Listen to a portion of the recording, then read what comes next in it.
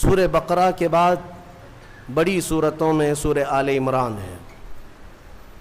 آل عمران اس کا کیا مطلب ہے؟ عمران کون ہے؟ یہ آل کون ہے؟ یہ حضرت عیسیٰ علیہ السلام کے نانا، ان کا نام عمران تھا، یعنی حضرت بی بی مریم کے والد حضرت عیسیٰ علیہ السلام کی ماں ہے سیدہ بی بی مریم، حضرت مریم کے والد تھے عمران۔ ہوا یہ تھا کہ عمران اور ان کی بیوی حنہ یہ دونوں لا ولد تھے، اولاد نہیں تھی کافی سالوں تک، یہاں تک کہ ان کا بڑھاپا آ گیا، ان کو اولاد نہیں تھی۔ کس کو؟ عمران اور حنہ کو۔ ایک دن حضرت حنہ نے اللہ تعالیٰ کی بارگاہ میں اپنے بڑھاپے کے زمانے میں یہ نذر کر لیا، منت کر لیا کہ اے اللہ تو مجھے اگر بیٹا دے گا تو میں تیرے گھر بیت المقدس کے لیے وہ بیٹا وقف کر دوں گی۔ انی نذرت لک ما فی بطنی محررا فتقبل منی۔ یہ کون؟ عمران کی بیوی حضرت حنہ، حضرت عمران کی بیوی حنہ، انہوں نے نذر کیا، منت کیا۔ یہاں سے نذر کرنا اور منت کرنا قرآن پاک سے ثابت ہے، لیکن منت کا وہ طریقہ نہیں جو آپ نے ایجاد کر لیا کہ کہیں تالا لگا دیں گے اور دھاگا باندھ دیں گے تو منت ہو گئی۔ منت تو اللہ تعالیٰ کی بارگاہ سے ہے، نذر شرعی۔ ہاں، اولیاء کاملین کے دربار میں بھی ہم عہد کرتے ہیں، کیونکہ اولیاء کو اللہ تعالیٰ نے تصرف عطا کیا ہے، وہ سفارش کرتے ہیں اللہ کی بارگاہ میں۔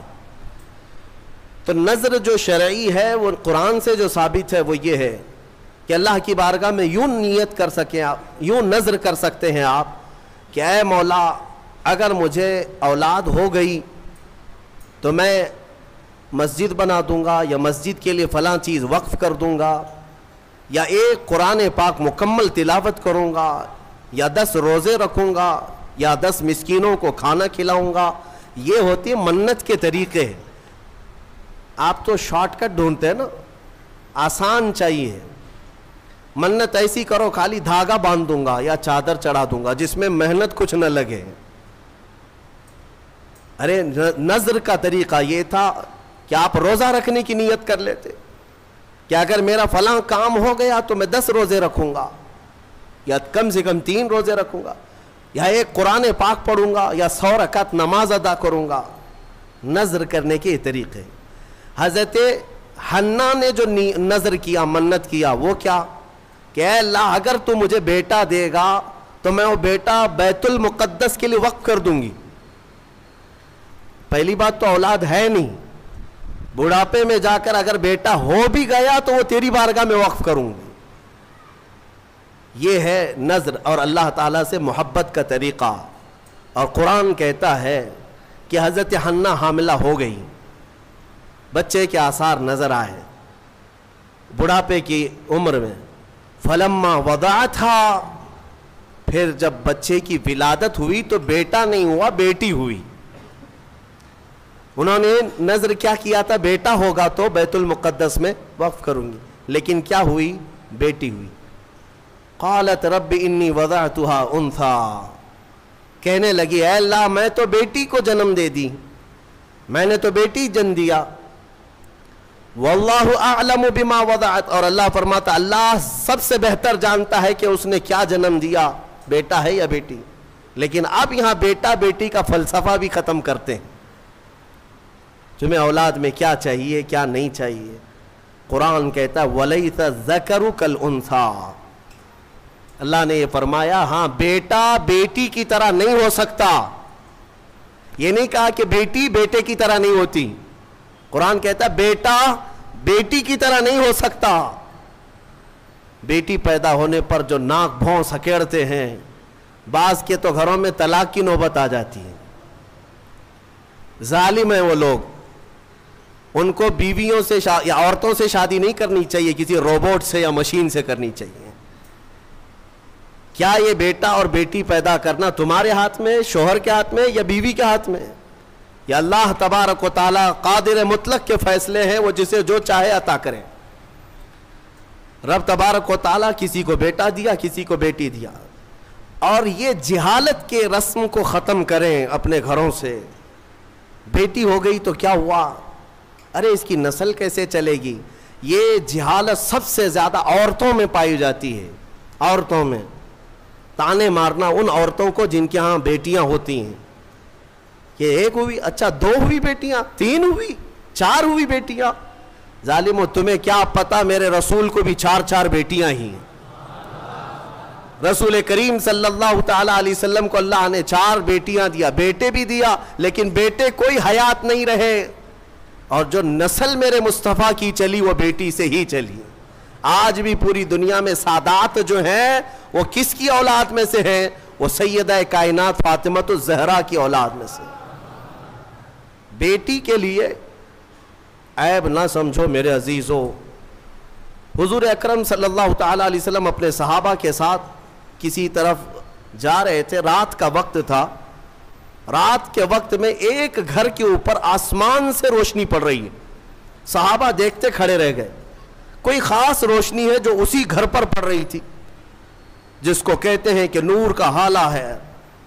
صحابہ رک گئے اور پوچھا، یا رسول اللہ صلی اللہ علیہ وسلم، سارے محلے میں یہ ایک ہی گھر پر آسمان سے ایک عجیب روشنی پڑ رہی ہے، کیا ہے، کس وجہ سے؟ نبی پاک صلی اللہ تعالیٰ علیہ وسلم نے فرمایا، جاؤ اس گھر سے معلوم کرو، اس گھر میں 2 چیزوں میں سے ایک ہوگی، یا تو وہ لوگ کسی یتیم بچے کی پرورش کر رہے ہوں گے، یا آج ہی ان کے گھر میں بیٹی کی پیدائش ہوئی ہوگی۔ صحابہ کہتے ہیں ہم گھر گئے، وہی روشنی والے گھر، جا کر کے پوچھا آج تمہارے گھر میں کوئی نئی خبر ہے؟ تو گھر والوں نے کہا اللہ نے آج ہمیں بیٹی عطا کیا۔ میرے عزیزو، ہمارے ہاں پہلے پرانے لوگ کہا کرتے تھے پہلی بیٹی گھی کی روٹی ہے اور برکت والی ہوتی ہے۔ جو لوگ جہالت کی رسموں کو اپنے ہاں پنپنے دیتے ہیں، میں سمجھتا ہوں کہ وہ مسلمان معاشرہ نہیں ہے، یہ غیروں سے لیا ہوا معاشرہ ہے۔ یہ عرب کی جاہلیت ہے جو بیٹی پیدا ہونے پر زندہ دفن کرتے تھے۔ میرے مصطفیٰ کریم صلی اللہ علیہ وسلم کی حدیث ہے کہ اللہ نے جس کو 2 بیٹیاں دی، آپ نے برسر اعلان یہ فرمایا، اللہ نے جس کو 2 بیٹیاں دی اور اس نے پرورش کر کے اچھی اور اس کا نکاح کر دیا، حضور فرماتے میری شفاعت اس پر واجب ہے، میں اسے جنت میں لے جانے کی ضمانت دیتا ہوں۔ ایک صحابی آئے، کہا یا رسول اللہ ایک ہی بیٹی ہے میرے پاس، آپ نے 2 بیٹیاں جس کی ہے اس کے لیے فضیلت بیان کی، میرے پاس تو ایک ہی بیٹی ہے۔ حضور اکرم صلی اللہ علیہ وسلم نے فرمایا جا ایک بیٹی کی بھی پرورش کرے، اس کے لیے بھی جنت ہے۔ تو یہ ہمارے مذہب میں، ہماری شریعت میں بیٹا بیٹی کا یہ فلسفہ نہیں، اللہ تبارک و تعالیٰ کی طرف سے جو ملا وہ انعام ہے۔ تو اب میں بات جو عرض کر رہا ہوں، آل عمران میں جو مسئلہ آیا ہے وہ حضرت حنہ کو کیا ہو گئی، بیٹی پیدا ہو گئی۔ وہ بیٹی کون؟ وہ حضرت مریم۔ عمران اور حنہ ان کو اولاد نہیں تھی، نظر کیا بیٹا ہوگا تو وقف کریں گے بیت المقدس میں، لیکن بچے کی ولادت میں دیکھا کیا پیدا ہوئی، بیٹی پیدا ہوئی۔ بیٹی کا نام انہوں نے رکھا مریم، اور پھر اللہ تعالیٰ کی بارگاہ میں اس کے لیے دعائیں بھی کی کہ اے اللہ اس کو شیطان رجیم سے ہمیشہ محفوظ رکھ۔ پھر وہ چھوٹی سی بچی کو لے کر کے یہ دونوں ماں باپ بیت المقدس میں آئے، مسجد اقصی میں آئے۔ بیت المقدس مسجد اقصی آج بھی فلسطین میں ہے، جس کو ہم قبلہ اول کہتے ہیں۔ وہاں پر حضرت زکریا علیہ السلام اللہ کے نبی امام تھے اور پوری بیت المقدس کے متولی بھی تھے، تمام چیزیں انہی کے سپرد ہوا کرتی۔ حضرت زکریا علیہ السلام کے ہاں لا کر کے انہوں نے دے دیا اور کہا ہماری ایسی ایسی منت تھی، نظر تھی، اللہ تعالیٰ نے ہمیں بیٹی دیا اور ہم بیت المقدس میں وقف کرنے کے لیے لائے ہیں۔ حضرت زکریا علیہ السلام نے بیٹی کو لے لیا۔ اب میں آپ کو بتاؤں، زکریا علیہ السلام کی عمر بھی کافی ہو چکی تھی، بال سفید ہو چکے تھے، اور ان کو بھی اولاد نہیں تھی، زکریا علیہ السلام کو بھی اولاد نہیں تھی، بڑھاپا ان کا بھی تھا۔ آپ نے بیٹی کو گود لے لیا اور بیت المقدس میں رکھ دیا, کہا کہ ٹھیک ہے جاؤ تمہاری منت پوری ہو گئی, میں اس کی پرورش کرتا ہوں. یا حضرت بی بی مریم کی پرورش اللہ کے گھر میں ہو رہی ہے. ایک محراب خاص کر دیا گیا بی بی مریم کی تربیت کے لیے. ایک نماز پڑھنے کے جیسے محراب ہے, ایک محراب حضرت بی بی مریم کا مسجد اقصی میں خاص ہو گیا. میں کیوں محراب کا ذکر کر رہا ہوں, توجہ چاہتا ہوں. قرآن میں اس محراب کا ذکر آیا ہے, اس محراب کا ذکر آیا ہے. بی بی مریم کو اس محراب کے اندر رکھا گیا. وہ آج بھی بیت المقدس میں موجود ہے, محراب مریم, اس کو محراب مریم کہتے ہیں, آج بھی ہے. وہاں پرورش کے لیے رکھا گیا. ارے دودھ پیتی بچی, اور اس کے بعد جب بڑھنے لگی تو کئی دن تک آپ نے پرورش فرمائی, سال 2 سال تک. تو 2 سال کے قریب غالباً ان کی عمر تھی حضرت بی بی مریم کی. اب قرآن کہتا ہے کلما دخل علیہا زکریا المحراب وجد عندہا رزقا. جب جب حضرت زکریا مریم کے محراب میں جاتے تو الگ الگ قسم کے پھل وہاں پر دیکھتے تھے. بے موسم کا پھل, آم کا سیزن نہیں آم موجود ہے, انگور کا موسم نہیں انگور موجود ہے, بغیر موسم کے بھی وہاں پھل موجود ہوتے تھے, قسم قسم کا رزق وہاں ہوتا تھا. حضرت زکریا علیہ السلام حیران ہو کر پوچھتے ہیں قال یا مریم انا لکی ھذا, اے مریم یہ سب تیرے پاس کہاں سے آتا ہے؟ قالت, حضرت سیدہ مریم نے کہا ان اللہ یرزق من یشاء بغیر حساب. قالت هو من عند اللہ, وہ کہتی یہ سب اللہ کی طرف سے ہے, اللہ جسے چاہتا ہے بے حساب رزق دیتا. بات ہو گئی حضرت بی بی مریم کو. اب جو نکتہ مجھے بتانا ہے توجہ چاہتا ہوں. تفسیر سننے کا اسی میں لطف ہے کہ تفسیر سننے کے بعد آپ کا عقیدہ بھی مضبوط ہو جائے, ایمان میں اضافہ بھی ہو جائے, اور یہ پتہ چلے کہ سنیو تم حق جماعت پر ہو. قرآن پاک کی تفسیر سننے کے بعد یہ یقین بھی تو تمہیں ہو جانا چاہیے. بی بی مریم کہتی ہے یہ اللہ کی طرف سے ہے, رزق آتا ہے. حضرت زکریا نے دیکھا کہ بی بی مریم کو چھوٹی عمر میں اللہ غیب سے رزق دیتا ہے. اب کیا کیا حضرت زکریا جو خود مسجد کے امام ہیں, اللہ کے نبی ہیں, سب کو پتہ ہے حضرت زکریا علیہ السلام اللہ کے نبی ہیں, عمر دراز ہو چکی, لوگوں کو عبادت وہ کراتے تھے, اللہ تبارک و تعالیٰ کی طرف انسانوں کو وہ بلاتے تھے. لیکن بی بی مریم کو دیکھنے کے بعد انہیں بھی اولاد کی خواہش ہو گئی, انہیں بھی اولاد کی خواہش ہو گئی. ہوتا ہے ایسے کہ کئی سال تک بچے نہ ہوں تو آدمی کمپرومائز کر لے کہ چلو اب تو نہیں ہونا ہے, لیکن کبھی بڑھاپے میں جانے کے بعد پھر خواہش پیدا ہو جائے, یہ تو صرف نبیوں کی شان ہے. حضرت زکریا علیہ السلام کی خواہش ہوئی کہ کاش مجھے بھی اولاد ہوتی. تو کیا کیا حضرت زکریا علیہ السلام؟ مسجد اقصی بیت المقدس کے امام, قرآن کہتا ہے ہنالک دعا زکریا ربہ قال رب ہب لی من لدنک ذریۃ طیبہ انک سمیع الدعاء. حضرت زکریا علیہ السلام کے بارے میں قرآن کہتا ہے حضرت زکریا علیہ السلام بی بی مریم جہاں بیٹھتی تھی اس محراب میں آ کر کھڑے ہوئے, اور اس محراب میں کھڑے ہو کر دعا کرتے اے اللہ مجھے بھی نیک اولاد تو عطا کر دے. تو ہر ایک کی دعا سننے والا ہے. فنادته الملائکۃ وهو قائم یصلی فی المحراب ان اللہ یبشرک بیحییٰ. قرآن کہتا ہے حضرت زکریا علیہ السلام ابھی اسی محراب میں کھڑے ہو کر دعا کر ہی رہے تھے, اللہ نے فرشتے کو بھیجا جاؤ زکریا کی دعا قبول ہے, انہیں بیٹا ہی نہیں نبی کی شکل میں یحییٰ علیہ السلام دیا جائے گا. صرف بیٹا ہی نہیں یحییٰ بیٹا دے دیا گیا. ٹھیک ہے, دعا قبول فوراً. اور حضرت زکریا علیہ السلام کا بھی بڑھاپا ہے, بال سفید ہے, انہوں نے خود بیان کیا ہے, ان کی باتیں بھی قرآن پاک میں آئی ہیں کہ آپ نے یہ کہا ہے کہ اب میں بوڑھا ہو گیا, بال میرے سفید ہو گئے, سورہ مریم کی آیتوں میں ہے. اب مجھے عرض یہ کرنا ہے حضرت زکریا علیہ الصلاۃ والتسلیم وہاں مریم کی محراب میں جا کر کیوں دعا کی؟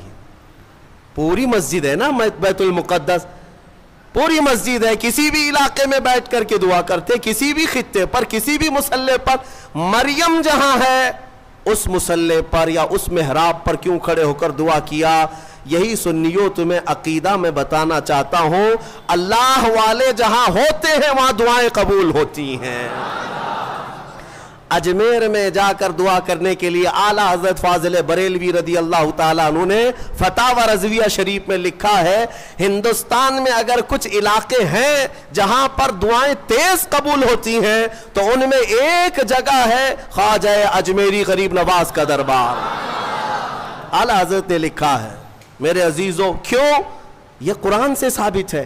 لوگ یہی کہتے ہیں نا اولیاء کے دربار میں جا کر کے پکارتے ہو، کیا مسجد میں نہیں پکارے؟ زکریا علیہ السلام سے کہو، وہ خود مسجد کے امام تھے، مصلی پر اپنے بیٹھ کر کے دعا کرتے۔ نہیں، نبی نے بھی یہ سکھایا کہ اللہ تبارک و تعالیٰ جسے پسند کرتا ہے اس جگہ کھڑے ہو کر دعا کرو گے تو اللہ دعا قبول فرماتا ہے۔ ہاں، اللہ تبارک و تعالیٰ کو یہ پسند ہے بے ان کے واسطے خدا کچھ عطا کرے۔ اب یہاں سے بریلی کے امام کہتے ہیں، جو حضور پاک صلی اللہ تعالیٰ علیہ وسلم کے وسیلے کے منکر ہیں، ان سے بھی کہتا ہوں، بے ان کے واسطے خدا کچھ عطا کرے، ہاشا، غلط، یہ ہوس بے بصر کی ہے۔ ہاں، تم خام خیالی میں ہو حضور کو چھوڑ کر کے تمہیں کچھ مل جائے۔ قرآن نے بھی تمہیں یہی کہا ہے، محبوبوں کے دربار میں کھڑے ہو کر دعا کرو گے تو اللہ وہ دعائیں قبول فرماتا ہے۔ میرے عزیزو، یہاں پر ایک اور بات میں عرض کرتا ہوں، ابھی یہ تفسیر آئی نہیں ہے لیکن وقت سے پہلے میں موضوع سے متعلق ہے اس لیے عرض کرتا ہوں۔ موضوع سے متعلق ہے اس لیے کہ حضرت موسیٰ علیہ السلام کا وہ واقعہ یاد کریں، جب فرعون کا لشکر پیچھا کرنے لگا موسیٰ علیہ السلام کی جماعت کا، آپ مومنین کی جماعت کو لے کر چل پڑے، سامنے سمندر، پیچھے 1,00,000 کے قریب فرعون کا لشکر، کدھر جائیں؟ ادھر سمندر ہے، ادھر دشمنوں کا لشکر ہے۔ حضرت موسیٰ علیہ السلام کے ساتھ جو مومنین تھے ان کی آزمائش بھی تھی، ایسا موقع آ جائے ایک طرف سمندر ہے ایک طرف دشمن کی فوج، لیکن اللہ تعالیٰ جسے جہاں سے چاہے بچائے۔ رب تعالیٰ کا حکم ہوا کہ اے موسیٰ اس سمندر پر اپنا عصا مارو۔ آپ نے عصا لکڑی ماری تو 12 راستے خشک پیدا ہوئے۔ موسیٰ علیہ السلام کا جو قبیلہ تھا، یعنی آپ کی جو جماعت تھی مومنین کی، وہ 12 خاندانوں میں تھی، تو سب کے لیے ایک ایک راستہ سمندر میں بن گیا، سب اس راستے سے چلنے لگے۔ سمندر کے دوسرے کنارے وہ پہنچ گئے، فرعون نے دیکھا راستہ کھلا ہوا ہے، ہم بھی چلتے ہیں۔ فرعون موسیٰ علیہ السلام کے یہ کھلے ہوئے راستوں کے درمیان آ گیا، بیچ سمندر میں فرعون کی فوج پہنچی تھی، سمندر کو واپس ملا دیا گیا۔ فغشیہم من الیم ما غشیہم، قرآن کہتا ہم نے ڈھانک دیا سمندر کو جیسے ڈھانکنا ہے، تو غرق ہو گئے ہمیشہ کے لیے۔ فرعون ختم ہو گیا، برباد ہوا۔ موسیٰ علیہ السلام اپنے ایمان والوں کو لے کر دوسرے کنارے پر آئے۔ جو بات عرض کرنا ہے اس کے لیے مجھے تھوڑی تفصیل بتانی پڑ رہی ہے، پورا ذہن میں آ جائے آپ کے۔ دوسرے کنارے آئے، موسیٰ علیہ السلام نے شکرانہ ادا کیا، یہ عاشورہ کا دن تھا۔ پھر آپ کوہ طور پر چلے گئے موسیٰ علیہ السلام، جب آپ پر تورات نازل ہو رہی تھی۔ حضرت موسیٰ علیہ السلام 40 دن کے لیے گئے تو ہوا کیا، ان کی قوم میں سامری نام کا ایک شخص تھا جو موسیٰ علیہ السلام کے خاندان کا تھا۔ اس نے کیا کیا، سارے لوگوں کے پاس جو جو سونا چاندی تھا سب اکٹھا کیا، اس کو پگھلایا، میلٹ کیا، اور اس سے ایک بچڑا بنایا، گائے کا بچڑا بنایا، اور اس کے بعد اس کی کلا کیا تھی یہی بتانا مجھے ہے، اس بچڑے کو بولنے کے قابل بنا دیا۔ میاں سونا اور چاندی کا وہ بچڑا بولتا تھا۔ اندازہ کرو، یہ سیل اور بیٹری کا زمانہ نہیں ہے کہ آج کے کھلونے جیسے بولتے ہیں، آپ کو تعجب نہیں ہوگا، لیکن وہ 3000 سال پہلے اگر بچڑا بولتا ہو بغیر سیل کے، بغیر بیٹری کے، اور کوئی نہ ٹیپ ریکارڈ اس کے اندر کوئی چیز نہیں، لیکن بولتا تھا، تو قوم گمراہ ہو گئی. اور سامری سب کو کیا کہتا تھا کہ موسیٰ کا جو خدا ہے نا جسے وہ ملنے کا ہے وہ خدا یہی ہے, یہی بچڑا ہے. یہ بچڑے کی پوجا وہیں سے شروع ہوئی تھی, اور جو گمراہ ہوئے وہ عبادت میں لگ گئے, اور ایسی عبادت اسی کے پاس اعتکاف, اسی سے نظر منتیں سب بچڑے کے پیچھے لگ گئے کہ تو ہی ہمارا سب کچھ ہے, ہمارا فلاں کر دے, ہمارا فلاں کر دے. بچڑا بولتا بھی تھا. یہ تعجب کی بات ہے نا, حیرت کی بات ہے میرے عزیزوں. اس سے بڑے حیرت کی چیزیں بھی آ جائیں, تمہارا ایمان مضبوط ہونا چاہیے. آج کے زمانے میں کہتا ہوں, اگر کوئی جھاڑ, اگر کوئی درخت بولنے بھی لگ جائے اور تمہیں اپنی طرف بلائے کہ میرے اندر خدا چھپا ہے, آ جاؤ, اے ایمان والو تمہارا ایمان مضبوط ہونا چاہیے. اور ہرگز اس طرح کی حرکتوں پر یقین نہ کرو, بلکہ یہی تسلیم کرو پوری دنیا بھی عجوبے دکھائے, میں یہ تسلیم نہیں کر سکتا, میرا خدا تو اللہ ہی ہے. اللہ الصمد, وہ بے نیاز ہے, وہ ہماری آنکھوں میں نظر نہ آئے گا. ہم دنیا میں اس طرح بہت سارے لوگ ابھی گمراہ کرنے والے لوگ آئے ہیں, سامری کی طرح ابھی بھی بہت سارے ہیں. سوشل میڈیا میں بھی بہت سارے سامری گھسے ہوئے ہیں جو سنیوں کے عقیدے کو کیپچر کر رہے ہیں کہ خدا ہمارے پیر صاحب کے اندر آیا ہے. کبھی کوئی پیر صاحب مرید کرنے سے پہلے یہ بتا دیتے ہیں میں تمہیں خدا دکھا کر مرید کروں گا. اور کہاں دکھاتے ہیں؟ ارے بکرے کے بھیجے میں دکھاتے ہیں. ہاں یہ سنا ہے آپ نے. ایک صاحب ہمارے پاس آئے, انہوں نے کہا تھا ہمارے پیر صاحب اس وقت تک مرید نہیں کرتے جب تک خدا کو نہیں دکھاتے. ہم نے کہا کہاں دکھاتے؟ کہا بکرے کے بھیجے میں دکھاتے. کیوں؟ پیر صاحب کا فیورٹ ہے یہ بھیجا, بھیجے میں. یہ مجھے فلسفہ نہیں سمجھ میں آیا, بھیجے میں کیوں دکھایا جاتا ہے؟ نعوذ باللہ من ذالک, نعوذ باللہ. رسول کریم صلی اللہ تعالی علیہ وسلم کے علاوہ دنیا میں کسی نے یہ دعویٰ نہیں کیا کہ میں نے اپنی کھلی آنکھوں سے اللہ کو دیکھا ہے. کسی نے یہ دعویٰ نہیں کیا. ہاں, عالم خواب میں, عالم وجد میں اگر اللہ نے اپنی تجلیات کسی ولی کو دکھایا تو اس کا ہم انکار نہیں کرتے, لیکن یہ جو حرکتیں ہیں یہ گمراہی ہے میرے عزیز, یہ گمراہی ہے. تو سامری نے یہ کام کیا. بات طویل ہو جا رہی ہے, جو بات کہنی تھی مجھے وہ بہت قریب میں لے آتا ہوں. سب پوجا پاٹ میں لگ گئے, عبادت میں لگ گئے, اللہ کی عبادت سے دور بچڑے کی عبادت میں لگ گئے. موسیٰ علیہ السلام جب واپس آئے تو دیکھا ان کی قوم گمراہ ہو چکی ہے. 40 دن کا جو گیپ تھا نا, یہ قوم کو گمراہ کر گیا. اسی لیے بزرگوں نے فرمایا کہ جو عالم دین ہے یا مبلغ اسلام ہے وہ اپنی قوم سے زیادہ دور نہ رہا کرے. قوم کے اندر ہمیشہ نصیحت کرنے والا ہونا چاہیے, ورنہ گمراہ ہو جائے گی. موسیٰ علیہ السلام کی قوم جب گمراہ ہوئی تو موسیٰ علیہ السلام جلال میں آئے, اور حکم تو ان کے لیے بہت سخت نازل ہوا جو بچڑے کی پوجا میں لگے. سامری کو پکڑا موسیٰ علیہ السلام, کہا یہ بتا تو نے یہ کیا کیسے؟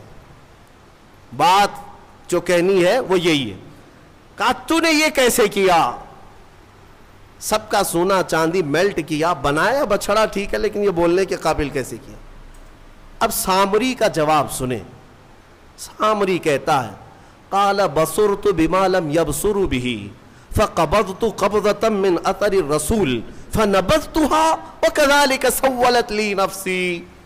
کہتا ہے جب آپ سمندر کے راستے میں چل رہے تھے نا, موسیٰ علیہ السلام چل رہے تھے, سامری کہتا ہے میں نے ایک چیز دیکھی جو لوگوں نے نہیں دیکھا, میں نے دیکھا دوسرے لوگوں نے نہیں دیکھا. کہا کیا دیکھا تو نے؟ کہا آپ کے گھوڑے کی نکیل پکڑ کر سامنے ایک فرشتہ چل رہا تھا. حضرت موسیٰ علیہ السلام نے کہا ہاں وہ جبرائیل علیہ السلام تھے. جبرائیل علیہ السلام آئے تھے جب راستہ عبور کر رہے تھے. تو سامری کہتا ہے میں دیکھ رہا تھا آپ کے آگے آگے ایک فرشتہ چل رہا تھا. تو موسیٰ علیہ السلام نے کہا تو پھر کیا کیا؟ وہ کہتا ہے وہ فرشتہ جیسے جیسے چلتا جا رہا تھا میں اس کے پیروں کے نیچے کی مٹی اٹھا رہا تھا. جبرائیل علیہ السلام کے پیروں کے نیچے کی مٹی اٹھاتا رہا اور وہ میں نے جمع کر لیا جتنی مٹی مجھے ملی، اور جب کنارے پر آئے اور آپ گئے تھے کوہ طور، میں نے اس بچڑے کو بنا کر کے اس کے منہ کے اندر یہ مٹی ڈال دی تو وہ بولنے کے قابل ہوا۔ وَكَذَلِكَ سَوَّلَتْ لِي نَفْسِي، وہ کہتا ہے ایسے میرے یہ کام بن گیا، اس مٹی کا ہی اثر ہے۔ اللہ اللہ، اے سنیوں میں یہی کہنا چاہتا ہوں، جبریل علیہ السلام کے پیروں کے نیچے کی مٹی اگر بے زبان بچھڑے کو بولنے کے قابل بنائے تو جو جبریل اپنا ماتھا رسول اقدس کے تلووں پر مس کرے، اس رسول پاک کے قدموں کے دھول کا حال کیا ہوگا؟ کھائی قرآن خاک گزر کی قسم، اس کفے پاک کی حرمت پہ لاکھوں سلام۔ اسی لیے ہمارے امام نے تمنا بھی کیا نا بارگاہ مصطفیٰ میں، تو کیا کہا؟ دل کرو ٹھنڈا میرا وہ کفے پا چاند سا۔ کفے پا کس کو کہتے ہیں؟ کفے پا، پا پیر کو کہتے ہیں فارسی میں، کف کہتے ہیں نیچے کا حصہ، پیر کا جو تلوا ہے، پیر کا جو تلوا ہے اسے کیا کہتے ہیں؟ کفے پا، پیر کے تلوے کو کفے پا۔ اعلیٰ حضرت تمنا یہ کرتے ہیں، دل کرو ٹھنڈا میرا وہ کفے پا چاند سا، سینے پہ رکھ دو ذرا تم پہ کروڑوں در۔ میرے عزیزو، قرآن سے تو ثابت ہے نسبت کا بڑا اثر ہے۔ اگر نسبت کا کوئی اثر نہ ہوتا تو قرآن کی یہ آیتیں نہیں آتی۔ اسی طرح سے بہت ساری آیتیں ہیں، پھر کسی اور موقع پر عرض کروں گا۔ یہ آل عمران کا یہ خلاصہ تھا۔ حضرت بی بی مریم کو بیت المقدس میں پرورش کرایا گیا، پھر اس کے بعد عیسیٰ علیہ السلام کی پیدائش تک جو حالات ہیں آپ کے، وہ پھر انشاءاللہ سورہ مریم میں عرض کروں گا۔ یہ آل عمران کس کو کہتے ہیں؟ سنو، آل جو ہے، آل عربی میں خاندان کو کہتے ہیں، بڑا خاندان ہو تو اس کو آل کہتے ہیں۔ اب عمران کی آل میں کتنے لوگ ہیں؟ عربی میں ایک کو واحد، ایک کو واحد، دو ہوں تو تثنیہ، اور دو سے زیادہ تو جمع، اور اسی کو آل کہتے ہیں۔ باقی ساری لینگویج میں، انگلش میں ایک کو سنگل، ایک سے زیادہ ہو تو پلورل، صحیح کہہ رہا ہوں؟ اردو میں بھی ایک ہو تو واحد، ایک سے زیادہ ہو تو جمع، لیکن عربی کا گرامر الگ ہے۔ عربی میں ایک ہو تو اسے واحد، دو ہو تو اس کے لیے ایک لفظ ہے تثنیہ، دو کو جمع نہیں کہتے عربی میں، دو کو جمع نہیں کہتے، دو سے زیادہ ہو تو عربی میں اس کو جمع کہتے ہیں، اور آل کے لیے جمع ہونا ضروری ہے، دو سے زیادہ ہونا چاہیے، تب اس کو کیا کہتے ہیں؟ آل۔ لیکن یہاں پر ایک مسئلہ ہے، حضرت عمران کی آل میں کتنے لوگ ہیں؟ آل کیوں کہہ رہا ہے قرآن؟ حضرت عمران کی ایک بیٹی بی بی مریم، ایک بیٹی بی بی مریم، اور مریم کا ایک بیٹا عیسیٰ علیہ السلام، اس کے بعد اولاد ہے؟ ایک بیٹی ہے، ایک نواسا ہے، لیکن قرآن ان کو کیا کہہ رہا ہے؟ آل عمران۔ بات سمجھ میں آ رہی ہے؟ آل عمران۔ ہم نے یہ گرامر اور قواعد کو پوچھا کہ جمع ہو تو آل کہا جاتا ہے، یا دو کو ہی آل کہہ رہے؟ بی بی مریم اور حضرت عیسیٰ یہ دو ہی مل کر کے عمران کی آل ہو گئے۔ تو مفسرین نے فرمایا یہ قاعدہ اپنی جگہ پر، لیکن اے لوگوں، اگر کوئی خاندان میں سب سے زیادہ شریف ہو تو ایک بھی جو ہے وہ 1000 کے برابر ہوتا ہے۔ حضرت عمران کی آل میں ایک بی بی مریم ہے جو سب سے پاک خاتون ہے، اور ایک نواسا ہے جو اللہ تعالیٰ کی طرف سے ایک ایسی آیت اور نشانی لے کر کے آیا، دنیا میں اس کا مثل کوئی نہیں، وہ عیسیٰ علیہ السلام بغیر باپ کے پیدا ہوئے۔ اس نشانی کو دنیا میں کہیں اور دیکھا آپ نے؟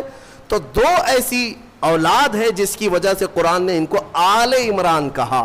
اس سورے کی بڑی برکت ہے، اس میں کچھ آیتیں ہیں، اس سے قبل بھی میں نے تفسیر میں بتایا تھا، آیت نمبر میں آپ کے سامنے ذکر کر دیتا ہوں تاکہ اس کے فوائد معلوم ہو۔ جب کبھی آپ کی گھر میں عورتیں حاملہ ہوں یا بچے کی ولادت کے اوقات آ جائیں تو ان آیتوں کی تلاوت جاری رکھیں، نیک و صالح اولاد پیدا ہوگی، نیک و صالح اولاد پیدا ہوگی۔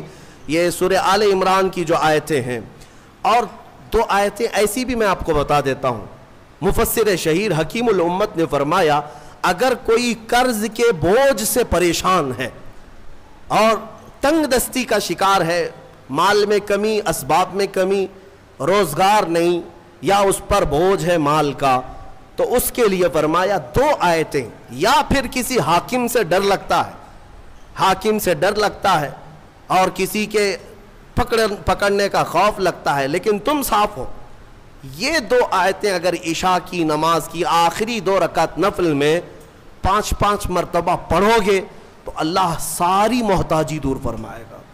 ये मेरे तजुर्बे की बात बता रहा हूँ।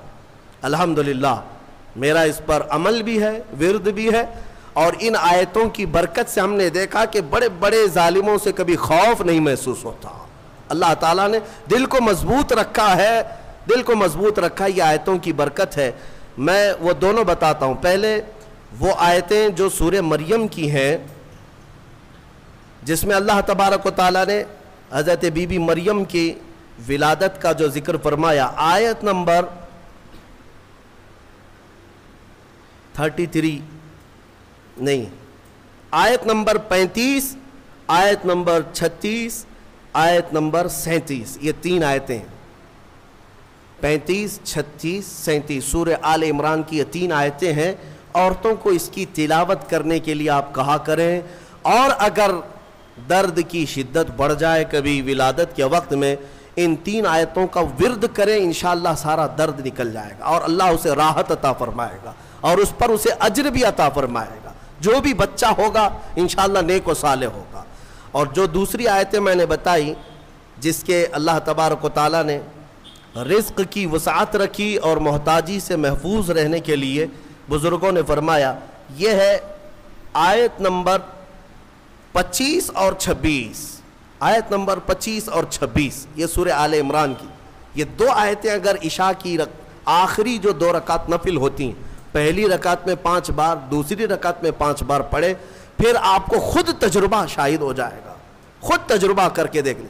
आयतों का अगर मैं विर्द करूं तो भी आपको पता चल जाएगा कि इन आयतों में क्या है। कुलिल्लाहुम्मा मालिकल मुल्क तुअतिल मुल्क मन तशा व तंज़िउल मुल्क मिम्मन तशा व तुइज़्ज़ु मन तशा व तुज़िल्लु मन तशा बियदिकल खैर इन्नका अला कुल्लि शैइन क़दीर।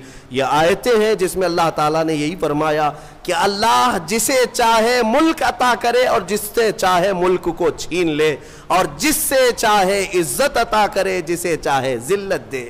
सारी खैर अल्लाह तेरे दस्ते कुदरत में है, तो हर शय पर, मुमकिन शय पर कादिर है। तो ये आयतों का विर्द मैं यहाँ आपको ये कह रहा हूँ। आज की तफसीर के लिए इतना ही है। एक आयत करीमा मैं तिलावत करके अपनी तफसीर को ख़त्म करता हूँ। बात जी इजाज़त के साथ मैं ये दे रहा हूँ, जो मुझे मेरे बुज़ुर्गों ने इजाज़त दिया है, इजाज़त के साथ मैं कह रहा हूँ ताकि उम्मत को इसमें नफ़ा हो। एक आयत अल्लाह ताला ने फरमाया, वइज़ अख़ज़ल्लाहु मीसाक़न नबिय्यीन लमा आतैतुकुम मिन किताबिन व हिकमतिन सुम्मा जाअकुम रसूलुम मुसद्दिक़ुन लिमा मअकुम लतुअमिनुन्न बिही व लतंसुरुन्नाह। एक वाक़या ये भी आया है, अल्लाह ने सारे नबियों की रूहों को पैदा करने से पहले जमा किया। एक इज्तिमा हुआ था सबके पैदा होने से पहले, सारे जो नबी होकर दुनिया में आने वाले थे उन सबको जमा किया। अल्लाह ने उन सब से एक वादा लिया। क्या वादा है? उस वादे का जिक्र कुरान में आया। अल्लाह ताला फरमाता है, तुम सब के सब इस बात का वादा करो कि दुनिया में जाओगे, अगर तुम्हारे ज़माने में मेरा महबूब रसूल आ गया तो तुम सब के सब उस पर ईमान लाओगे। वादा किससे लिया जा रहा है? नबियों से। लतुअमिनुन्न बिही, तुम सब के सब उस पर ईमान लाओगे। और इतना ही नहीं बल्कि उसकी मदद भी करोगे, मदद भी करोगे। और इतने ही पर काफी नहीं, अल्लाह ने फिर पूछा, क्या तुम सबको इस बात का इकरार है? सारी रूहों ने कहा हमें इकरार है। अल्लाह फरमाता है, ठीक है, मैं तुम्हारे साथ गवाह बन जाता हूं। मैं आना माअकुम मिनश शाहिदीन, मैं गवाह हूं तुम्हारे साथ कि रसूल मेरा आएगा तो तुम सब के सब उस पर ईमान लाओगे। मुझे बताओ ऐ सुन्नियों, फिर मीलाद मुस्तफ़ा कहते किसे हैं? मीलाद कहते किसे? रसूल के आने का जिक्र करना, इसी को मीलाद। और मीलाद का जिक्र कहां हो रहा है? अभी दुनिया आई भी नहीं, نبیوں کی روحوں کے اجتماع میں اللہ میرے مصطفیٰ کی میلاد کا ذکر فرما رہا ہے. وہ جو نہ تھے تو کچھ نہ تھا, وہ جو نہ ہو تو کچھ نہ ہو. جان ہے وہ جہان کی, اور جان ہے تو جان ہے. وہی ہے اول, وہی ہے آخر, وہی ہے قرآن, وہی ہے فرقان, وہی ہے طٰہٰ, وہی ہے یاسین.